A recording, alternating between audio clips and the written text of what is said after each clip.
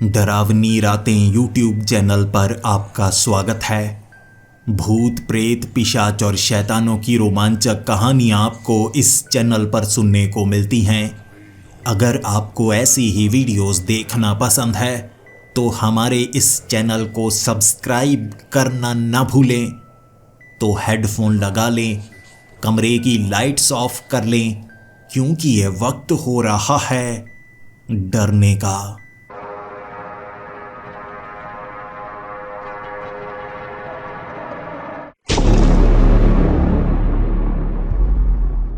Hello दोस्तों, मेरा नाम संकेत है और मैं आंध्र प्रदेश का रहने वाला हूँ।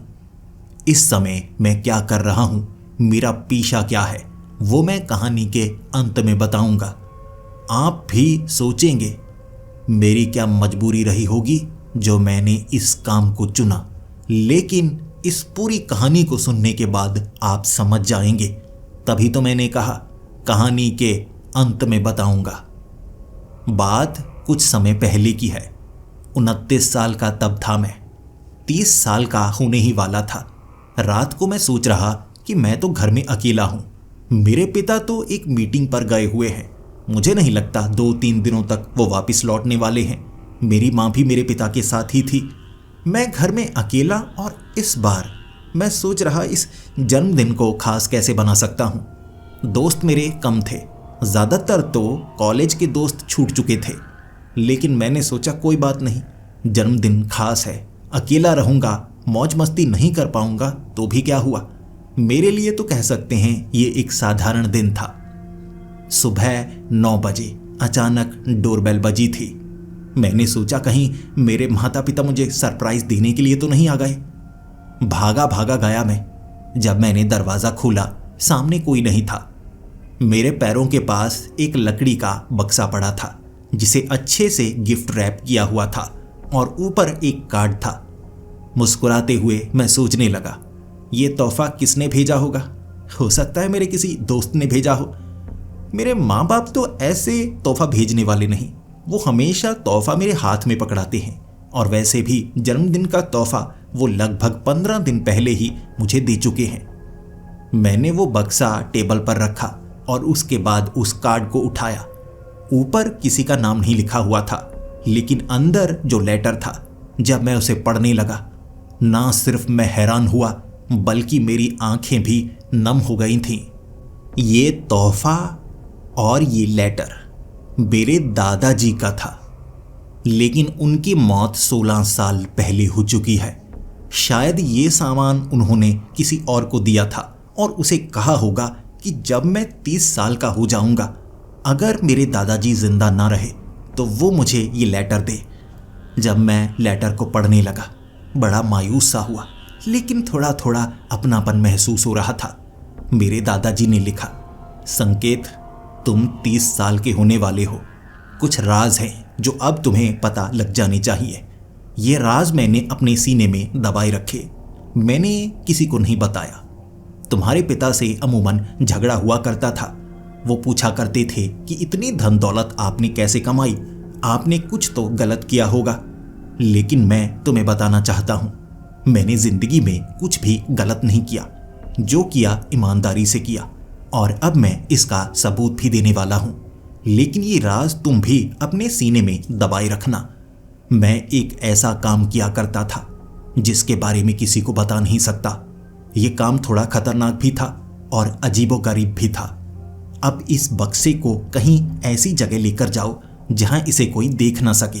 दरवाजे को बंद कर देना, और उसके बाद एक एक करके तुम इसमें रखे हुए पेपर्स को पढ़ते जाना।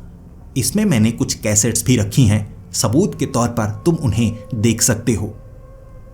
मैंने अपने दादाजी के उस बक्से को अपने बेडरूम में रखा। उसके बाद मैं एक एक करके उन पन्नों को पढ़ने लगा। दादाजी ने बहुत पहले इस बक्से को तैयार किया होगा, लेकिन इसे किसको दिया उन्होंने ये तो नहीं बताया। अब पहले पन्ने को जब मैंने पढ़ा तो मेरे दादाजी ने कहा, जब मैं 30 साल का था, मैंने एक ऐसे काम को चुना था जो बहुत ज़्यादा अजीब था। आज के ज़माने में उस काम को ढूंढना एक बहुत बड़ी बात है। कोई भी साधारण इंसान इस काम तक नहीं पहुंच सकता। इसे कहा जाता है द कंपनी। वो एक ऐसी खुफिया संस्था है जिसके पास असीम ताकत है। तुम कह सकते हो द कंपनी हमारी दुनिया को चलाती है, लेकिन ऐसे नहीं जैसे किसी के साथ अच्छा या बुरा करना। अगर हम उनके साथ सौदा करते हैं और कुछ ऐसा मांगते हैं जो कि संभव नहीं है, तो वो कंपनी हमें वो चीज़ देती है, लेकिन बदले में हमसे कुछ लेती भी है। एक हाथ से दो, एक हाथ से लो, जैसे बाकी कंपनीज काम करती हैं।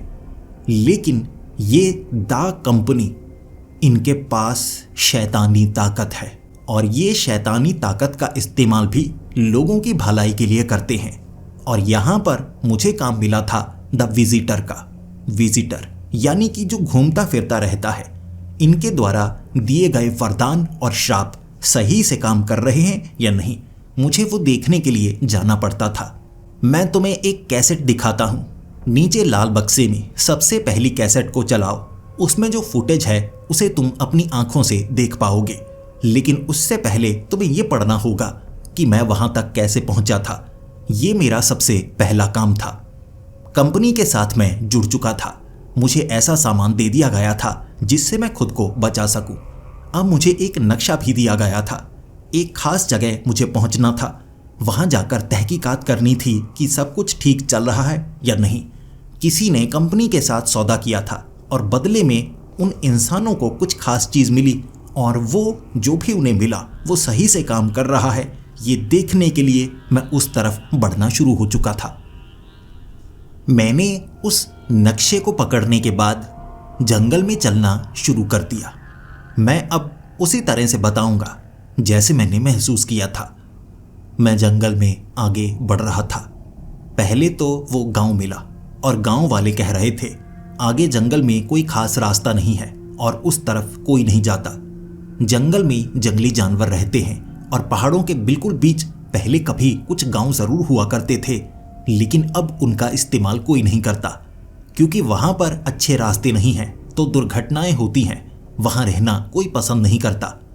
लेकिन नक्शे के अनुसार मुझे वहां तक जाना था। मुझे अच्छे से देख कर आना था कि कुछ लोगों को जो दिया गया है क्या अब भी वो सही से काम कर रहा है या नहीं। तब मुझे लग रहा था शायद उन्हें कोई मशीन दी गई होगी, ऐसी मशीन जो किसी के पास नहीं होगी, उन्नत तकनीक वाली वो मशीन। लेकिन हो सकता है वो मशीन खराब हो गई हो और मुझे कंपनी को बताना होगा कि वो मशीन सही से काम करती है या नहीं। मुझे कुछ पन्ने दिए गए थे फाइल के, और मैं उन पन्नों को सिर्फ तभी पढ़ता जब उस जगह पर पहुंच जाता। इसीलिए मैंने चलना शुरू कर दिया। रास्ता काफ़ी ज़्यादा कठिन था। मुझे उस जंगल के बिल्कुल बीच से चलकर जाना था। कुछ पहाड़ियाँ भी रास्ते में आईं और मुझे एक भी पगडंडी नहीं मिली। किसी समय यहाँ पर पगडंडियाँ बनी होंगी, लेकिन जब धीरे धीरे लोग उस जगह जाना बंद कर देते हैं तो वहाँ उन पगडंडियों पर घास उग जाती है, तो आप सही रास्ता ढूंढ नहीं पाते। लेकिन किसी तरह नक्शे का सही इस्तेमाल करते हुए मैं उस जगह पहुंच चुका था। वहां पत्थर और लकड़ी से मिलकर बनाया गया एक अजीबोगरीब घर था। आसपास के मैदानी इलाके को बिल्कुल सपाट किया गया था। वहां पर कुछ फसल भी लगाई गई थी, लेकिन वो फसल पूरी तरह से खराब हो चुकी थी। अगर यहां पर कोई रहता ही नहीं तो ये फसल किसने लगाई होगी। फिर जिस घर का जिक्र किया गया था उस फाइल में, मैं पहुंचा उस घर में और फिर फाइल को पढ़ने लगा था। फाइल में बताया गया था यहाँ पर मियाँ बीवी रहते हैं। अब उन पति पत्नी में प्यार बहुत ज़्यादा था, लेकिन पति को एक ऐसी बीमारी लग चुकी थी जिससे वो बचने वाला नहीं था, लेकिन पत्नी उसे बचाना चाहती थी किसी भी कीमत पर। उसकी पत्नी चाहती थी चाहे वो मर जाए लेकिन उसका पति बच जाए, जबकि उसका पति भी यही चाहता था कि उसे कुछ भी हो जाए लेकिन उसकी पत्नी को कुछ ना हो। फिर उन्होंने किसी तरह से कंपनी से कांटेक्ट किया और उन्होंने कंपनी को यही कहा कि वो एक दूसरे की सिवा नहीं रह सकते। पत्नी के शरीर में कुछ खराबियां थी, जिंदा बचने वाली वो भी नहीं थी, जबकि पति भी मौत की कगार पर पहुंच चुका था। कंपनी से उन्होंने डील की कि दोनों एक साथ रहना चाहते हैं, जिंदा रहना चाहते हैं तो कंपनी ने उन्हें कुछ दिया जिससे दोनों हमेशा के लिए मिलकर जिंदा रहते और उन्हें कोई भी मार नहीं सकता था, चाहे वो बीमारी हो चाहे कोई इंसान हो।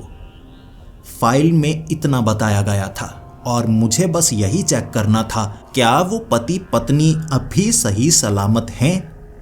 दिन का वक्त था। मैंने आसपास आवाजें लगाई, उनका नाम पुकारा, लेकिन मुझे वहां पर कोई नहीं मिला।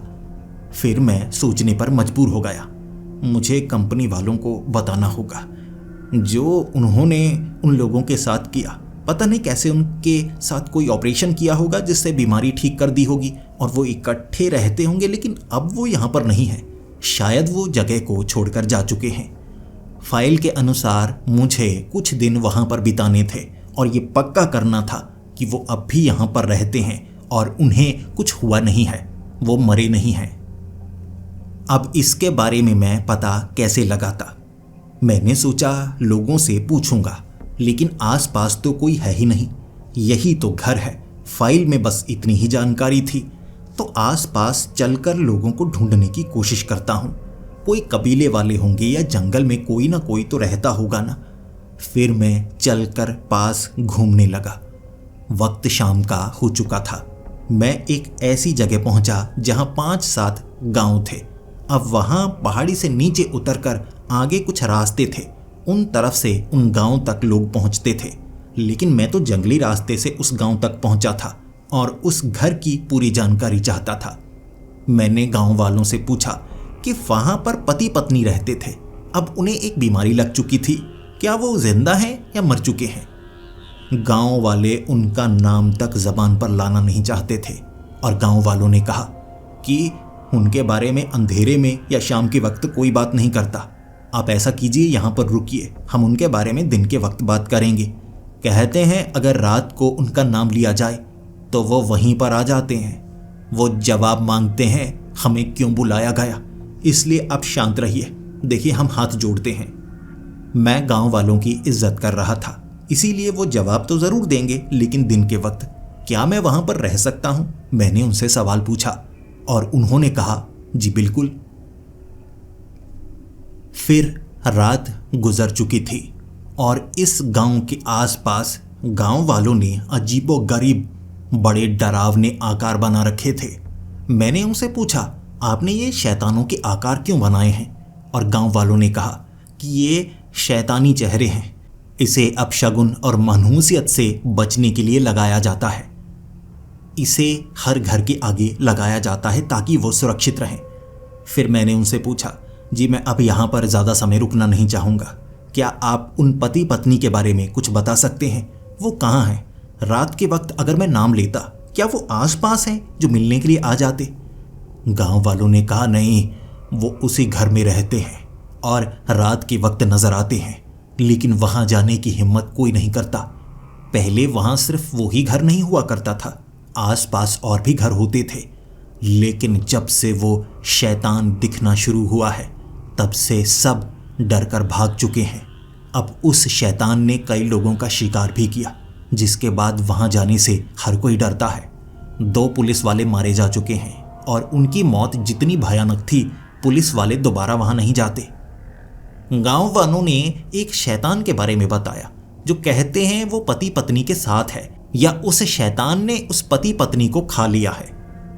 कभी कभी उस पति पत्नी की आवाज उस शैतान के पेट से आती है। अब मुझे उस शैतान को ढूंढना होगा, यानी मुझे रात के वक्त उस घर में रुकना चाहिए था। यह सोचकर मैं वापस चल पड़ा, उसी घर में पहुंचा। मैं थोड़ा घबराया हुआ था, लेकिन कंपनी के साथ मेरी डील हो चुकी थी। जब भी मैं किसी बड़ी मुसीबत में पहुंचूंगा, अगर मेरी जान को खतरा हुआ तो मुझे कंपनी खुद ही बचा लेगी, यानी मैं जितनी भी बड़ी मुसीबत में हूं, कोई मुझे मार नहीं सकता। अब कंपनी वाले आसपास तो है नहीं, मुझे बचाने के लिए कब आएंगे? अगर वो शैतान ने सच में मुझे पकड़ लिया, वो तो मुझे फाड़ डालेगा।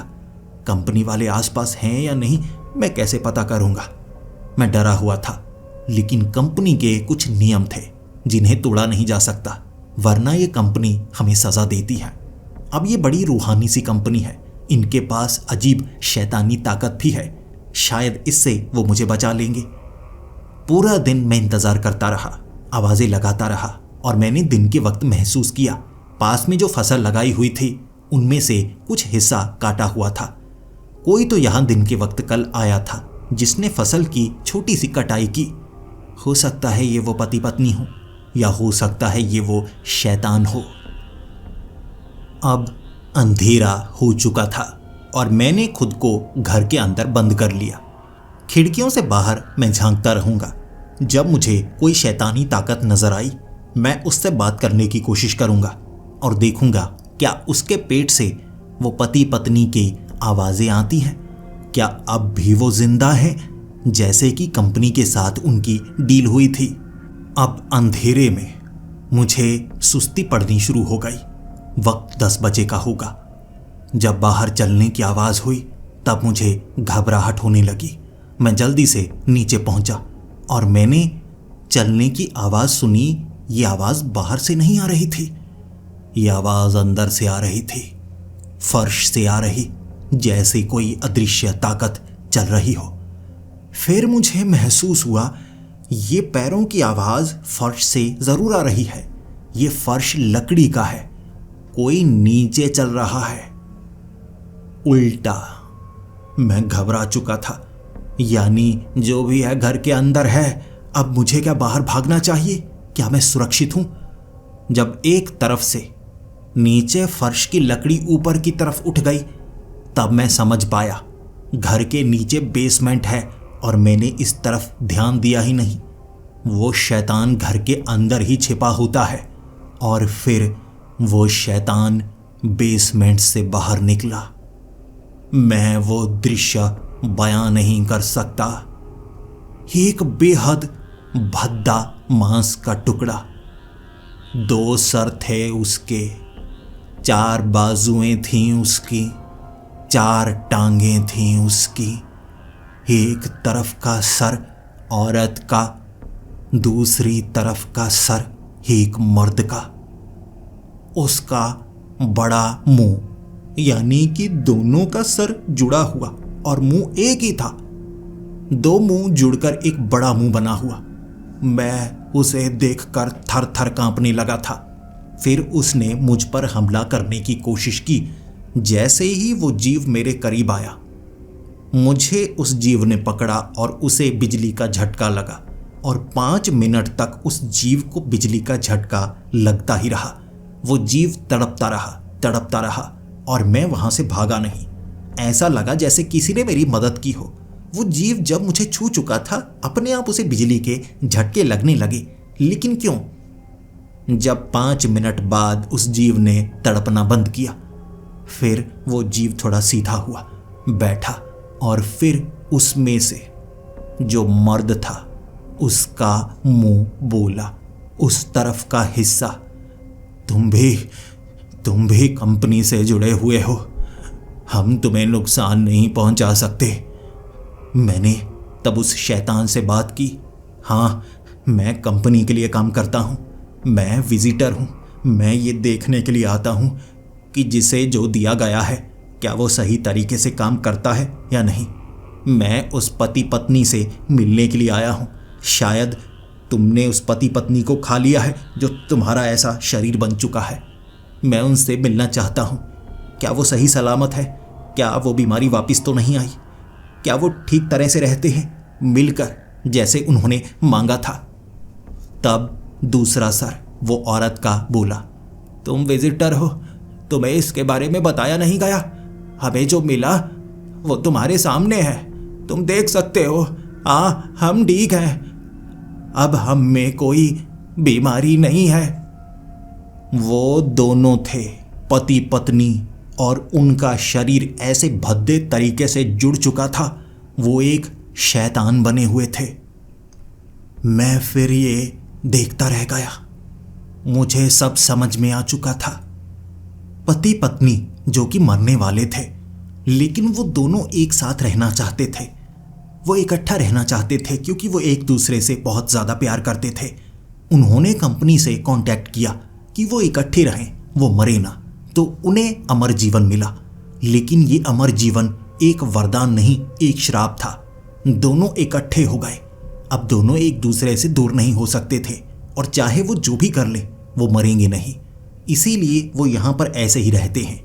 जब कोई उन्हें परेशान करता है, उनके करीब आता है, वो उन्हें मार देते हैं। लेकिन उन्हें तो मारा जा ही नहीं सकता, लेकिन भूख से वो तड़पते हैं, इसीलिए उन्हें फसल लगानी पड़ती है। तो वो खेती करते हैं, यहाँ रहते हैं, और जो उन्हें देखता है वो डरकर भाग जाता है। वो रो रहे थे, कह रहे थे अगर इस श्राप से उन्हें मुक्त कर दिया जाए। और मैंने उन्हें कहा, देखिए माफ़ कीजिए, मैं सिर्फ विजिटर हूँ। मेरा काम सिर्फ ये देखना है कि जो दिया गया है, जो वादा किया गया है, क्या वो वादा निभाया जा रहा है? क्या कंपनी की तरफ से कुछ ऐसा तो नहीं है जो नहीं मिला? आपको वादे के अनुसार सब कुछ मिला। अभी आप जिंदा हैं, जैसा आपने मांगा था, और आप एक साथ हैं, यानी कंपनी ने अपना फर्ज निभाया है। वो रो रहे थे, वो तड़प रहे थे, और मैंने उन्हें कहा उन्हें अमरत्व मिला है, यानी कि अमर जीवन। अब वो एक साथ ऐसे ही रहेंगे। लेकिन मुझे धक्का लगा था। ये एक शैतानी कंपनी है। कोई मांगे तो उसे वैसा ही मिलता है जैसा उसने कहा होता है, एक वरदान जिसके अंदर एक श्राप जुड़ा होता है। अब मैंने एक और कागज निकाला। अब मुझे विजिटर बनकर एक और जगह पर जाना था, लेकिन मैं डरा हुआ था। इस घटना ने मुझे झकझोर कर रख दिया था, लेकिन मुझे अपना काम जरूर करना था, तो मैं अपने दूसरे काम की तरफ बढ़ने लगा था। अब मुझे नेपाल में जाना था। नेपाल के एक गांव में एक ऐसा किसान रहता है जिसने कंपनी से मांगा था कि उसकी फसल हमेशा भरी रहे, क्योंकि वहां पर बारिश बहुत ज़्यादा होती, जिस कारण फसल खराब हो जाया करती थी। और इस बार फिर से ऐसा ही हुआ था। उसका परिवार मरने की कगार पर था और उसने कंपनी से कांटेक्ट किया था, जिसके बाद उसे जो चाहा वो मिला। अब उसके खेत में उगने वाली फसल कभी भी खराब नहीं होती, चाहे कितने फुट भी पानी ऊपर आ जाए। मैं नेपाल के उस गांव को ढूंढना चाहता था, लेकिन उस गांव के बारे में कोई नहीं जानता। काठमांडू से लेकर उस गांव तक का नक्शा मेरे पास था, लेकिन रास्ते में मैं जितने भी गांव में रुकता, जितने भी शहरों में रुकता, हर किसी से पूछ रहा उस गांव के बारे में, लेकिन पता किसी को नहीं था।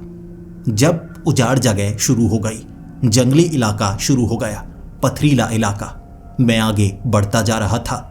भूख मुझे लग रही, लेकिन खाने का इंतजाम किसी तरह से होता जा रहा। अंततः मैं उस गांव तक पहुंच गया था। अब मुझे वो खेत ढूंढना था, क्योंकि यहाँ पर तो उजाड़ है। यहाँ या तो बंजर जगह है या पानी बहुत ज़्यादा है। दोनों जगह पर मुझे कोई खेत नज़र नहीं आ रहा था।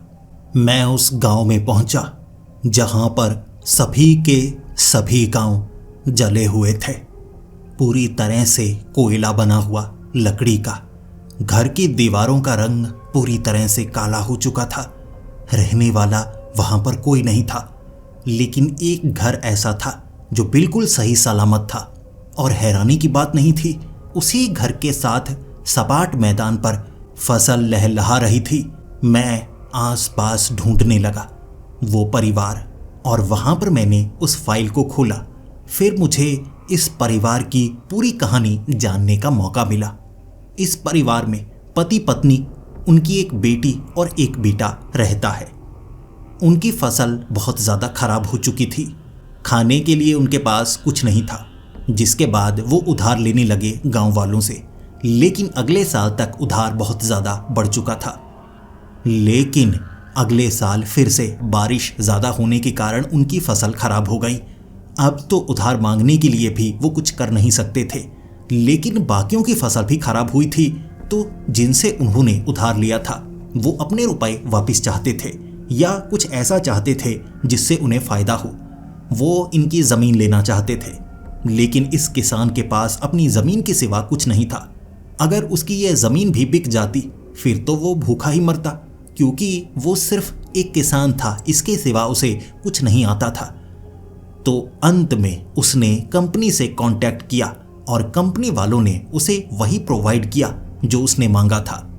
उसकी वो फसल हमेशा लहलहाती रहेगी, चाहे यहाँ बाढ़ आ जाए, सूखा पड़ जाए, लेकिन उसकी फसल हमेशा लगी रहेगी, जिसका इस्तेमाल सिर्फ उसका परिवार ही कर सकता है। उस परिवार के सिवा उस फसल का इस्तेमाल कोई नहीं कर सकता। गांव वालों ने हो सकता है बाद में उस फसल का इस्तेमाल करने की कोशिश की हो, तभी गांव में ये सब हुआ, लेकिन यहाँ बताने वाला कोई नहीं था। उस घर में मैं दिन के वक्त इंतज़ार करता रहा।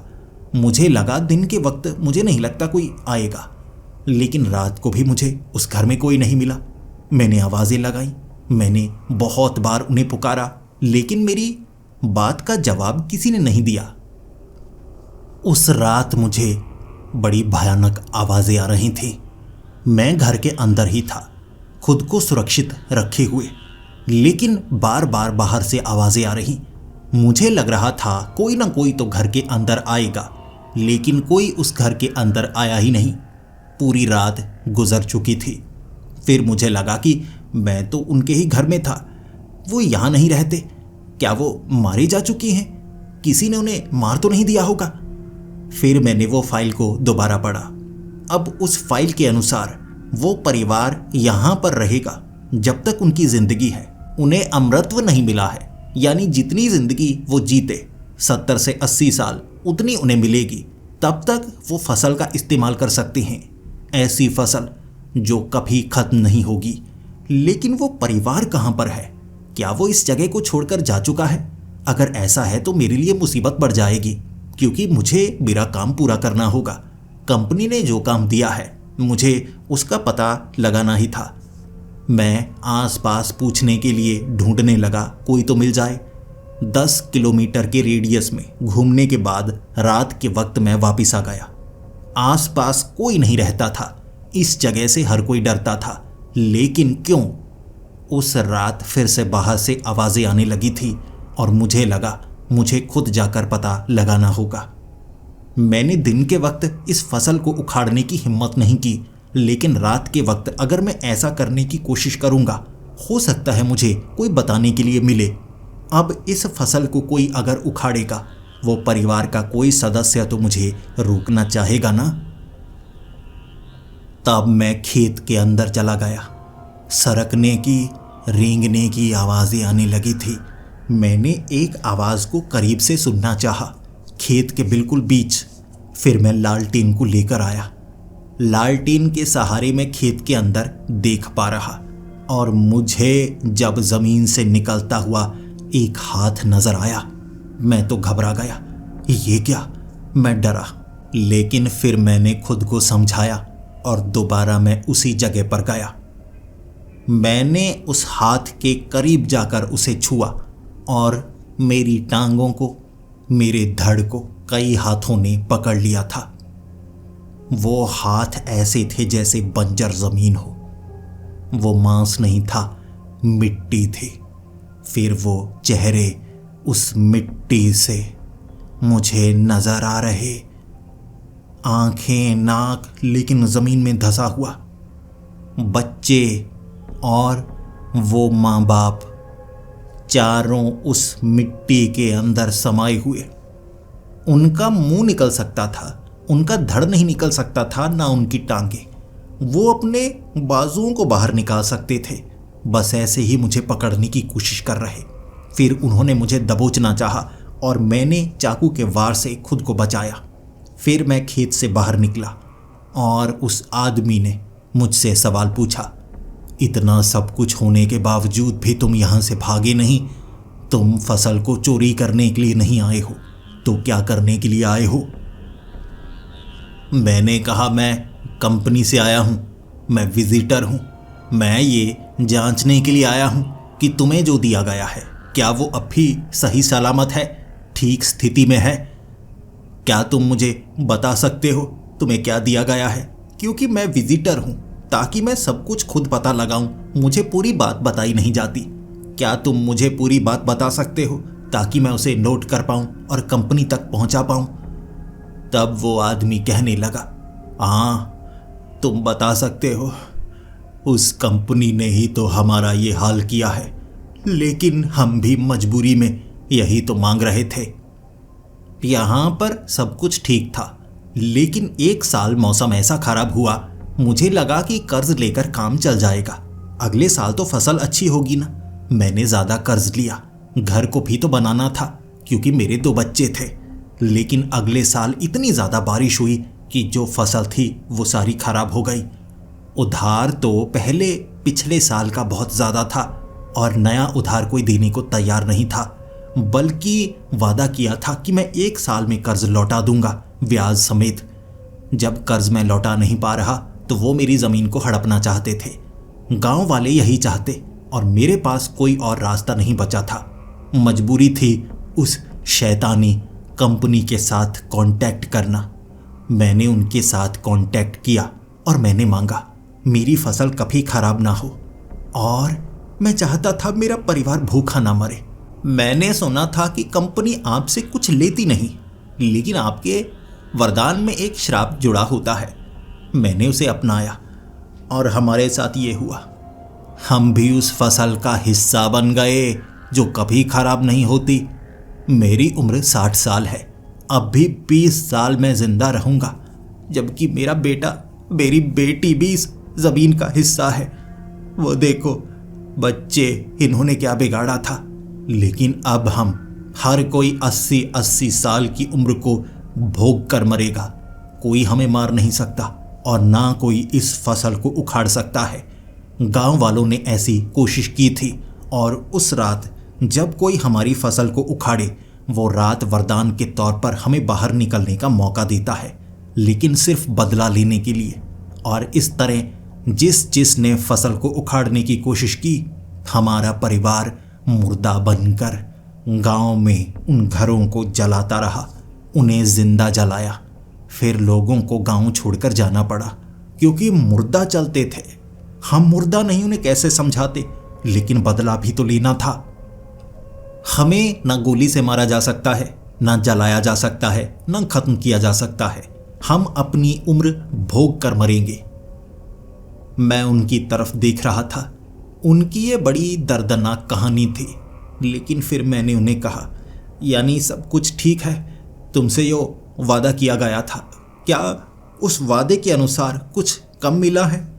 उन्होंने कहा, नहीं, कम नहीं मिला, बहुत ज़्यादा मिला, जो हमें नहीं चाहिए था। फसल खराब नहीं होती, हम इसे खा सकते हैं, लेकिन हम खुद मिट्टी हैं। हम मिट्टी की तरह से खा सकते हैं। फसल गलती है लेकिन स्वाद नहीं देती। मिट्टी का ही स्वाद आता है हमें, लेकिन फिर भी भूख लगती है। उसके बावजूद हम मरते नहीं। ऐसे ही सहना पड़ता है हमें, फसल का हिस्सा बनकर। जो भी रात के वक्त यहाँ आता है, हम उसके साथ यही करते हैं। दिन के वक्त जो आता है, हम उसे जला डालते हैं। ऐसे ही जब तक हमारी मौत नहीं होती, हम कंपनी के साथ अपना किया हुआ वादा निभाते रहेंगे। अब मुझे तीसरी और आखिरी जगह पर जाना था। अब वहां पर एक ऐसी गायिका है जिसको एक ऐसा वरदान मिला जो श्राप में बदल गया। मैं वो फाइल को वहीं जाकर पढ़ना चाहता था, लेकिन जब मैं उस गांव में पहुंचा, मुझे पता लगा कि वो गायिका अब इस गांव में नहीं रहती, बल्कि जंगल में रहती है और मुझे उसे ढूंढने के लिए जंगल में जाना होगा। जब मैं फाइल को पढ़ने लगा तो फाइल में किसी जगह का जिक्र नहीं था, बल्कि उस गायिका का जिक्र था। तो मैं पूरी कहानी उस फाइल के जरिए पढ़ना चाहता था। फाइल के अनुसार यहाँ हिमाचल में एक ऐसी गायिका थी जो कि यहाँ के फोक सॉन्ग्स गाया करती थी, लेकिन वो बड़ी गायिका बनना चाहती थी। लेकिन राजनीति ने उसे पिछड़ने पर मजबूर कर दिया। लेकिन फिर भी वो किसी न किसी तरह से आगे बढ़ना चाहती थी और आखिरकार उसने ये रास्ता चुना। लेकिन इस रास्ते से उसे एक वरदान मिला कि उसका गाना ऐसा होगा जो सुनेगा वो मंत्र मुग्ध हो जाएगा। लेकिन इसमें एक श्राप भी जुड़ा था। बस इतना ही उस फाइल में बताया गया और मुझे इसके बारे में खुद पता लगाना था। लेकिन मुझे ये चेतावनी दी गई थी कि मैं उस गायिका की आवाज़ ना सुनूं, और मुझे गांव वालों ने भी बताया कि वो गायिका जंगल में रहती है और उसे ढूंढने के लिए कोई नहीं जाता। वो एक जादूगरनी बन चुकी है, एक डायन, और जो भी उसके करीब जाता है उसकी लाश मिलती है, और लाश ऐसे मिलती है जैसे वो किसी चीज को देखकर अचंभित हो गया हो। ऐसी भयानक लाशें, बिल्कुल पत्थर इंसान। धड़कन चल रही होती है लेकिन इंसान मर चुका होता है। फिर धीरे धीरे वो लाश सड़ती है, अंदर से जिंदा, बाहर से मरा हुआ। मैं तो घबरा गया। ऐसी गायिका को, ऐसी डायन को ढूंढने के लिए मुझे खतरा उठाना होगा, और चेतावनी के अनुसार जब मैं उससे बात करूं, मुझे मेरे कानों के ऊपर हाथ रखने होंगे। अगर मैंने अपने कानों से हाथ हटाए तो हो सकता है कंपनी भी मेरी मदद ना कर पाए, क्योंकि उसका गाना ऐसा है जिससे सामने वाला मंत्रमुग्ध हो। तो एक को वरदान दिया गया है तो दूसरे का वरदान उसे काटना नहीं चाहिए। मैंने गांव वालों से कुछ रुई ली, और जैसे ही मैं जंगल की तरफ बढ़ने लगा, मैंने कानों में रुई लगा ली ताकि मैं उसकी आवाज़ सुन ना पाऊं। मैं खुद को किसी भी तरह के खतरे में डालना नहीं चाहता था। फिर मैं गांव में उस औरत को ढूंढने लगा। अब बिना आवाज़ के मुझे उसे ढूंढना था, इसीलिए पूरा एक दिन लग गया, लेकिन मैं उसे ढूंढ नहीं पाया और मजबूरन मुझे वापस गांव में आना पड़ा। और गांव वालों से मैं पूछ रहा था, कुछ तो बताइए, आखिर मैं उसे कैसे ढूंढ सकता हूँ, क्योंकि मैं आवाज़ सुन नहीं सकता, आवाज़ से खतरा है। लेकिन वो होगी कहाँ? बिना आवाज़ सुने मैं उसका पीछा कैसे करूँगा? गांव वालों ने बताया कि उसकी आवाज़ ऐसी है जो किसी को भी मार सकती है। तो कोई भी आसपास मरा हुआ जीव, पंछी वगैरह मिले तब उसे ढूंढने में आसानी हो सकती है। रात के वक्त मैंने ये काम शुरू किया, क्योंकि ये काम कुछ ऐसा था जो दिन के वक्त शायद सही तरीके से मेरी समझ में ना आता। रात को ढूंढते ढूंढते मुझे कुछ पंछियों की लाशें मिली। ऐसा लग रहा था जैसे एक पेड़ के ऊपर से जितने भी पंछी थे वो मरकर नीचे गिरे होंगे, यानी वो औरत करीब ही थी। जिसके बाद मैं आसपास ढूंढने लगा, और तब एक तालाब के पास मुझे वो औरत नहाती हुई नजर आई। वो पानी के अंदर थी और उसने पानी के अंदर से ही आंखें खोलकर मुझे देख लिया। मैं ऐसे महसूस कर रहा जैसे भूकंप का झटका आया हो। मैंने मिट्टी को हिलते हुए देखा। पानी के ऊपर थरथराहट साफ महसूस हो रही थी, और जब वो पानी से बाहर आई, मैंने अपने कानों के ऊपर हाथ रख लिए थे। जिसके बाद उसने मुझ पर हमला किया। वो अगर बोलकर मुझे मारना चाहती तो मार सकती थी, लेकिन मैंने कान बंद कर रखे थे। तो उसने जब मुझ पर हमला किया, मुझे छूते ही उसे ऐसा बिजली का झटका लगा कि वो पानी के अंदर बेहोश हो चुकी थी। मैं वैसे ही बैठा रहा, और जब तक वो पानी से बाहर नहीं आई तब तक मैं बैठा रहा। और मुझे देखकर वो कुछ बोलने लगी जो मेरी समझ में नहीं आ रहा था। फिर मैंने उसे इशारा किया, मिट्टी गीली है, तुम लिख सकती हो। और उसने लिखकर शुरू किया, तुम कंपनी के आदमी लगते हो। मैंने उसे कहा, हाँ, मैं कंपनी की तरफ से आया हूँ, मैं विजिटर हूँ। फिर उसने लिखकर मुझसे कहा, तुम विजिटर हो तो ये भांपने के लिए आए होगी कि सब कुछ ठीक चल रहा है या नहीं। मैंने कहा, हाँ, मैं ये जांचने के लिए, भांपने के लिए आया हूँ, और तुम्हारी आवाज़ खतरनाक है। मैं तुम्हारी आवाज़ सुनना नहीं चाहता, इससे मुझे खतरा हो सकता है, और तुम्हारी मुसीबत बढ़ेगी अगर मुझे कुछ हो गया, क्योंकि कंपनी की पूरी जिम्मेदारी है मेरी ज़िंदगी की। अगर तुमने मुझे कुछ किया तो हो सकता है तुम और भी ज़्यादा बड़ी मुसीबत में फंस जाओ। ये बात सुनने के बाद वो रोने लगी थी। फिर लिखकर उसने मुझसे बात करनी शुरू कर दी। उसने मुझे कहा कि वो एक गायिका बनना चाहते थे। पहाड़ी भाषा में वो लोग गीत गाया करती थी। लोगों को पसंद काफ़ी ज़्यादा आते थे, लेकिन कई और लड़कियां थी जिनकी आवाज़ ज़्यादा अच्छी थी। ये भी पूरी कोशिश करती, रियाज बहुत ज़्यादा करती, लेकिन उनकी पहुंच थोड़ी ज़्यादा थी। इसे कोई काम मिल नहीं पा रहा था और मजबूरी में इसे काम छोड़ना भी पड़ता, लेकिन ये बार बार कोशिश करती रहती। कई बार ये थक चुकी थी, हार चुकी थी, लेकिन वापस आती। लेकिन जब इसे चोट लगी, उसके बाद ये अच्छे से गा नहीं पा रही थी। फिर उसने कंपनी से कांटेक्ट किया। वो मरने से पहले एक बार गायिका बनना चाहती थी, उसने कहा कि मेरी आवाज़ ऐसी होनी चाहिए कि सामने वाला मंत्र मुग्ध हो जाए, स्तब्ध हो जाए और कुछ और सुने ही ना। मैंने गलत शब्दों का इस्तेमाल किया। अब जो मेरी आवाज़ सुनता है उसके बाद कुछ सुन नहीं पाता, वो मारा जाता है। बस ये मेरी मजबूरी। अब मैं जंगल में भटकती हूँ। क्योंकि मैं किसी को मारना नहीं चाहती, इसीलिए मैं गूंगी बनकर रहती थी। लेकिन एक जवान लड़की का फायदा उठाना हर कोई चाहता है, तो मजबूरन मुझे भागना पड़ता, जिसके बाद मैंने कुछ लोगों को मारा। लेकिन मेरा पीछा कोई छोड़ ही नहीं रहा था। कुछ बदला लेने के लिए आते तो कुछ वासना की नज़र से आते। मैं बच नहीं पा रही तो मुझे जादू सीखना पड़ा। मुझे एक डायन की तरह जिंदगी बितानी पड़ी। ज़्यादा तो कुछ नहीं आता, बस ये आवाज़ है जो मेरी, इससे मैं किसी को भी मार सकती हूँ। मैं बस तुम्हें दूर भगाना चाहती थी। मुझे नहीं लगा था कि तुम कंपनी से हो। मैं तुम्हें मारना नहीं चाहती। अब तुम्हारा काम हो गया। तुम जान गए कि मुझे जो मिलना चाहिए था वो मिल चुका है।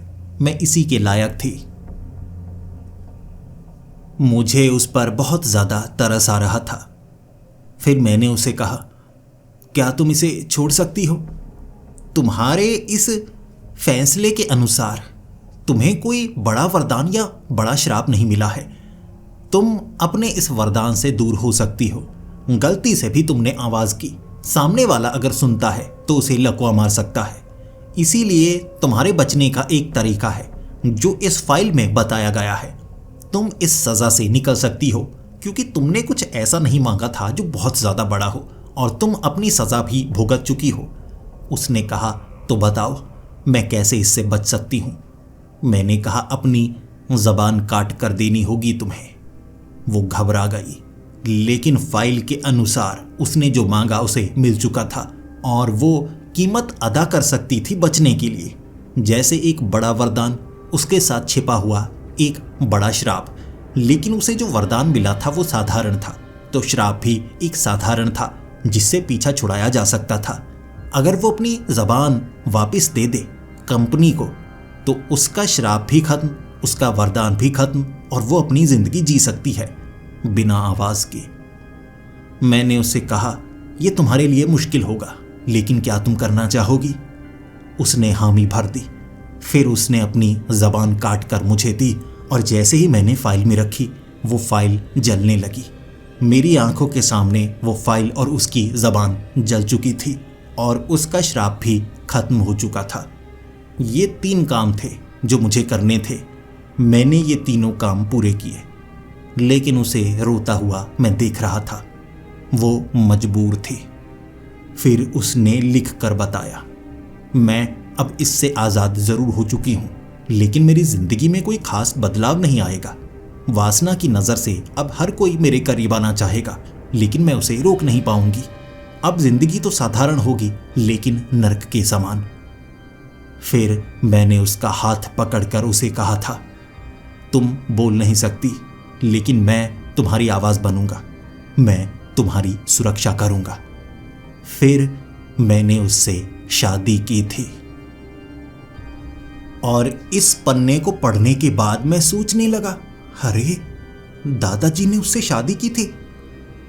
दादी बोल नहीं पाती थी, लेकिन दादाजी तो हमेशा कहा करते थे कि दादी बचपन से ही बोल नहीं पाती और दोनों में प्यार हो गया था। एक जंगल में दोनों मिले थे। तो क्या दोनों ऐसे मिले थे? मेरी दादी को भी वो वरदान मिला था। मैं सोच में पड़ा हुआ, घबराया हुआ। इस बात पर मैं यकीन करना नहीं चाहता था, लेकिन ये लिखावट मेरे दादाजी की थी। उन्होंने खुद लिखा हुआ अपनी जिंदगी का वो किस्सा। अब मैं उस बक्से के बाकी पन्नों को पढ़ना नहीं चाहता था। मुझे लगा बस अब मुझे और नहीं पढ़ना चाहिए। उनकी जिंदगी का ये सच मुझे पता लग गया। मैं इतने से खुश हूँ, मैं और कुछ जानना नहीं चाहता। 2-3 पन्ने और थे, लेकिन मैं पढ़ना नहीं चाहता था। फिर आधी रात को मैंने उन पन्नों को पढ़ा। अब उन पन्नों में बस इतना था कि वो मुझसे प्यार करते हैं, वो मेरी परवाह करते हैं, ये सब। मैं शांति से कुछ घंटे सो पाया था। अगली सुबह फिर से किसी ने डोरबेल बजाई थी। जन्मदिन तो मेरा निकल चुका था। अगले दिन कौन होगा जो सुबह सुबह आया है? जब मैंने दरवाज़ा खोला, सामने कोई नहीं था। मैंने इधर उधर झांका और नीचे एक गत्ते का बक्सा था, लेकिन गिफ्ट रैप किया हुआ। अब उसके ऊपर एक कार्ड था, ये बिल्कुल पहले लकड़ी के बक्से की तरह। और मैं सोच में पड़ा हुआ, कौन है ये जो ये सब रख कर जा रहा है? फिर मुझे लगा ये शायद मेरे दादाजी का ही तोहफा होगा। मैंने कमरे में जाकर फिर से उसे खोला। अब इसमें और पन्ने थे। मैंने वो कार्ड पढ़ा और उसमें दादाजी ने कहा था, ये तुम्हारे 30 साल के होने के उपलक्ष्य में तुम्हें तोहफा है और पूरी सच्चाई तुम्हें अब जाननी होगी। जब तुम 6 साल के थे, तुम मरने वाले थे। तुम्हें बचाया नहीं जा सकता था। तुम्हारे पिता ने हर कोशिश की और फिर मैं तुम्हें एक बाबा के पास लेकर गया था। उस बाबा से तुम्हारे लिए एक दवाई बनवाई गई थी जिससे तुम बिल्कुल ठीक हो गए थे। अब तुम्हारे परिवार में ये कहानी सुनाई जाती है, लेकिन मैं तुम्हें किसी बाबा के पास नहीं लेकर गया था। मैंने कंपनी से कांटेक्ट किया था ताकि तुम्हें बचाया जा सके। मैं कोई ऐसी कीमत अदा करना चाहता था जो ज़्यादा बड़ी ना हो, लेकिन कंपनी के रूल्स के अनुसार जिसे तोहफा मिलता है उसे कुछ चुकाना भी पड़ता है। अब तुम्हें बचाने के लिए हमने तुम्हें एक वरदान दिलवाया और तुम्हें एक श्राप भी मिला, लेकिन ये बहुत कम था। मैंने मोल भाव किया और बदले में मुझे अपनी ज़िंदगी के कई साल भी देने पड़े। शायद इसीलिए मैं अब तुम्हारे साथ नहीं हूँ। मैं और तुम्हारी दादी पहले ही मर जाएंगे। इसका कारण भी यही है। मैं मौत से एक दिन पहले ये लिख रहा हूँ।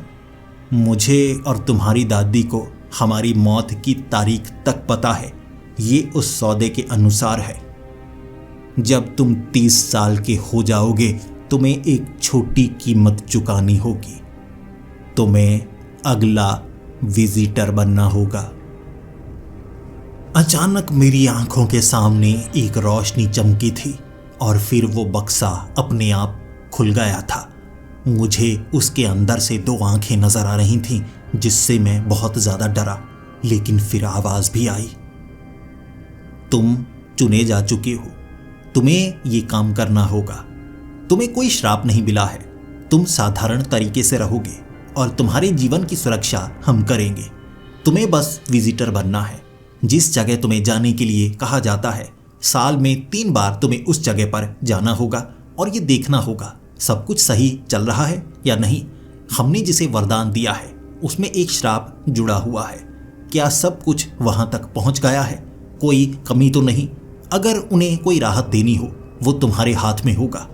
इसका चुनाव तुम कर सकते हो। अब मैं भाग नहीं सकता था, छिप नहीं सकता था।